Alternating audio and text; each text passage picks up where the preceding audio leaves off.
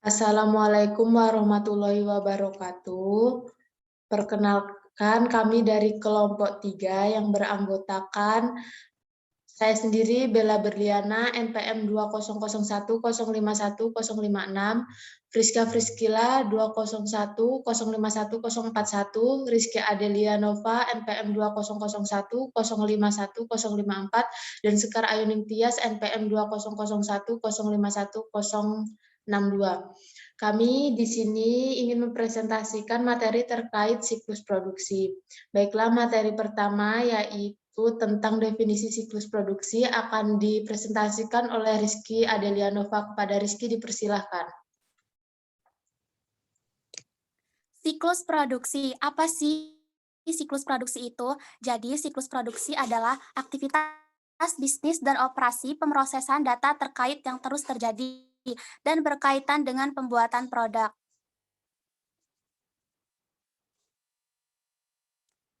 Aktivitas bisnis siklus produksi yang pertama itu perancangan produk, yang kedua perencanaan dan penjadwalan produksi, yang ketiga operasi produksi, dan yang keempat akuntansi biaya. Yang pertama itu perencanaan produk. Tujuan aktivitas ini tuh untuk merancang sebuah produk yang memenuhi kebutuhan pelanggan dalam hal kualitas, ketahanan, dan fungsi, serta secara simultan meminimalkan biaya produksi. Aktivitas ini menciptakan dua dokumen. Yang pertama itu ada daftar bahan baku, yang kedua daftar operasi.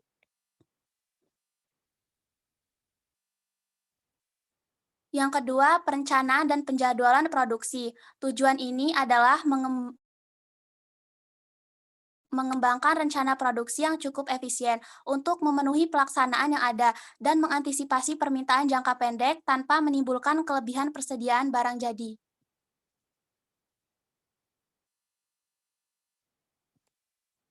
Kemudian materi selanjutnya akan dibacakan oleh Sekar.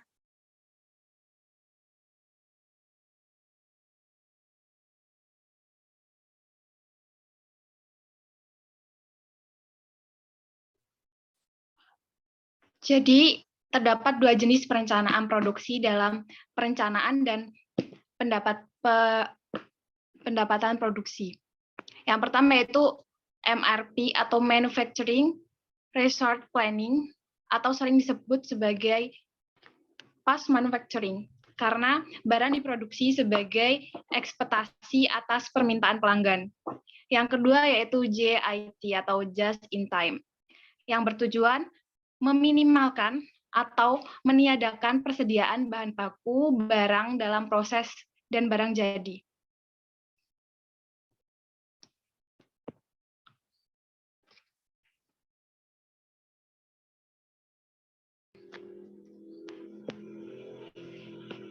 Yang selanjutnya yaitu operasi produksi.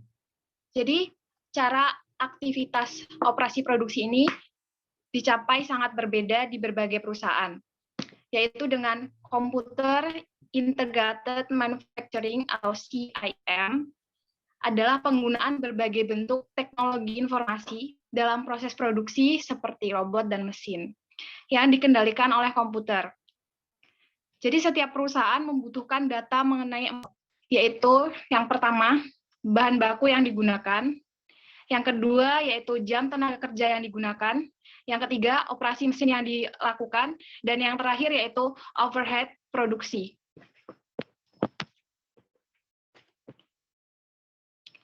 Akuntansi biaya. Jadi dalam akuntansi biaya ini terdapat tujuan dasar.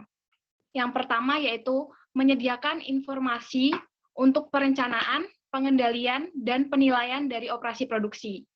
Yang kedua, memberikan data biaya yang akurat mengenai produk untuk digunakan dalam menetapkan harga. Dan yang terakhir yaitu mengumpulkan dan memproses informasi yang digunakan untuk menghitung persediaan serta nilai harga pokok penjualan yang muncul di laporan keuangan perusahaan. Materi selanjutnya akan disampaikan oleh Bella Berliana, kepadanya dipersilakan. Flowchart siklus produksi. Yang pertama, bagian produksi membuat bukti pengiriman barang jadi. Bukti pengiriman barang jadi dibuat 3 rangkap. Rangkap pertama diberikan kepada bagian gudang bersamaan dengan barang. Rangkap kedua dan ketiga diberikan kepada bagian akuntansi sebagai arsip. Kemudian bagian gudang mengisi kartu gudang. Kartu gudang yang telah diisi diberikan kepada bagian akuntansi. Kemudian bagian akuntansi menandatangani kartu gudang yang telah diisi dan kartu gudang yang telah ditandatangani diberikan kembali kepada bagian gudang. Manajer menerima laporan penerimaan barang jadi dan laporan penyelesaian barang jadi. Ancaman dan pengendalian siklus produksi. Proses perencanaan perancangan produk. Ancamannya adalah desain produk yang kurang baik dan pengendaliannya perbaiki informasi tentang pengaruh desain atas biaya. Yang kedua, perencanaan dan penjadwalan produksi. Ancamannya adalah rancangan produksi yang buruk menghasilkan biaya yang berlebihan. Dan cara pengendaliannya, analisis biaya yang muncul dari pilihan rancangan produk dan analisis biaya perbaikan dan biaya garansi. Yang ketiga, operasi produksi. Ancamannya adalah pencurian atau perusakan persediaan dan aktiva tetap. Cara pengendaliannya, batasi akses fisik ke persediaan dan aktiva tetap, dan dokumentasikan semua perpindahan persediaan sepanjang produksi. Yang terakhir adalah akuntansi biaya. Ancaman dari akuntansi biaya adalah kesalahan pencatatan dan memasukkan data biaya yang tidak akurat. Pengendaliannya mengendalikan entry data. Bagaimana sih para akuntan dapat terlibat dalam perencanaan produk? Yang pertama, para akuntan dapat memberikan informasi yang menunjukkan bagaimana berbagai desain dapat mempengaruhi biaya produksi dan tingkat laba. Yang kedua, memastikan bahwa SIA dirancang untuk mengumpulkan dan memberikan informasi mengenai biaya penyetelan mesin dan penanganan bahan baku yang terkait dengan berbagai alternatif desain produk. Yang kedua, bagaimana para akuntan dapat terlihat dan perencanaan dan penjadwalan. Yang pertama, akuntan harus memastikan bahwa SIA mengumpulkan dan melaporkan biaya secara konsisten dengan teknik perencanaan produksi perusahaan. Kemudian yang kedua, para akuntan juga dapat membantu perusahaan memilih MRP atau JIT untuk melihat manakah yang tepat untuk perencanaan dan penjadwalan produksi perusahaan. Apakah dua jenis sistem akuntansi biaya itu sih? Yang pertama, ada harga pokok pesanan. Perhitungan biaya pesanan membebankan biaya ke batch produksi tertentu atau pekerjaan tertentu. Dan satunya adalah harga pokok proses. Perhitungan biaya proses membebankan ke setiap proses dan kemudian menghitung biaya rata-rata untuk semua unit yang diproduksi. Selanjutnya akan dibacakan oleh Friska Friskila. Kepada Friska dipersilakan. Contoh kasus, PT Gajah Sakti adalah perusahaan yang bergerak dalam bidang percetakan dengan menggunakan metode harga pokok pesanan.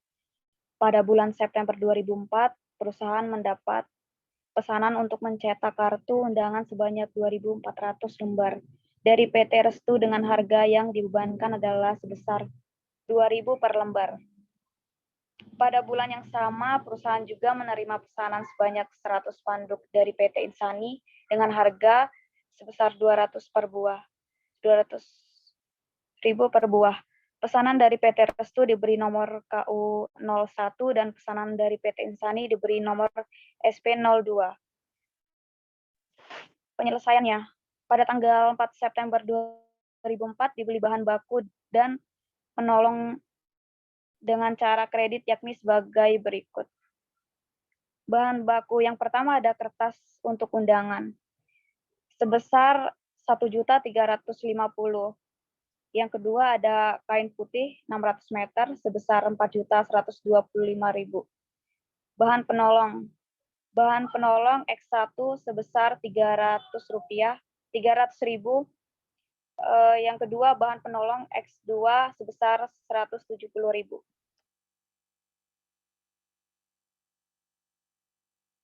Dalam pemakaian bahan baku dan penolong untuk memproses pesanan KU 01 dan SP 02 diperoleh informasi sebagai berikut.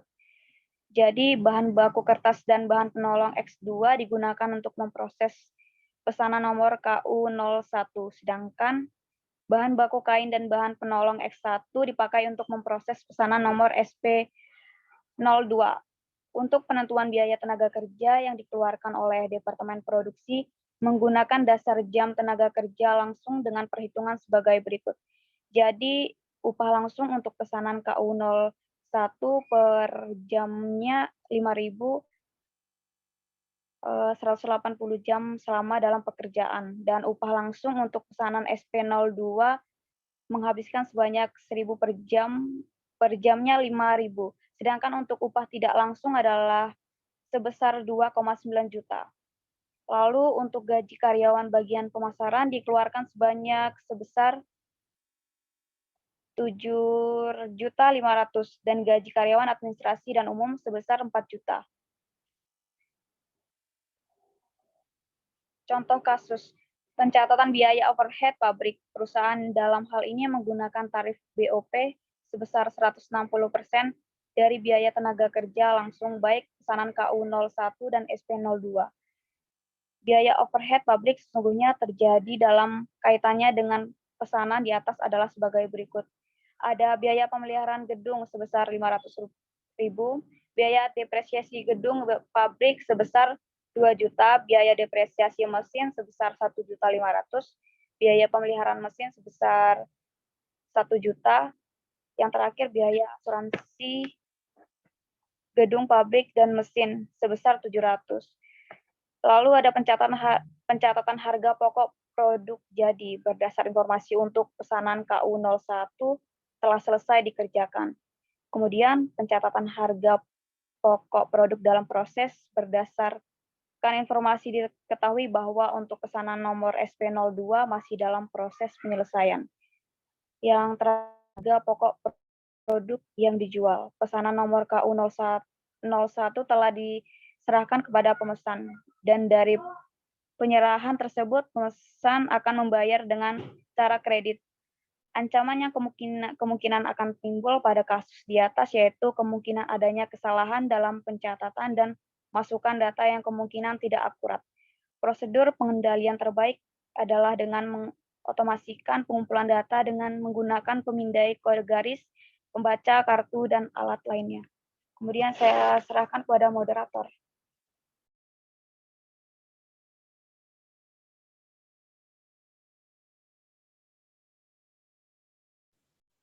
Demikianlah presentasi yang dapat kami sampaikan. Bila ada kesalahan kami mohon maaf, pada Tuhan kami mohon ampun.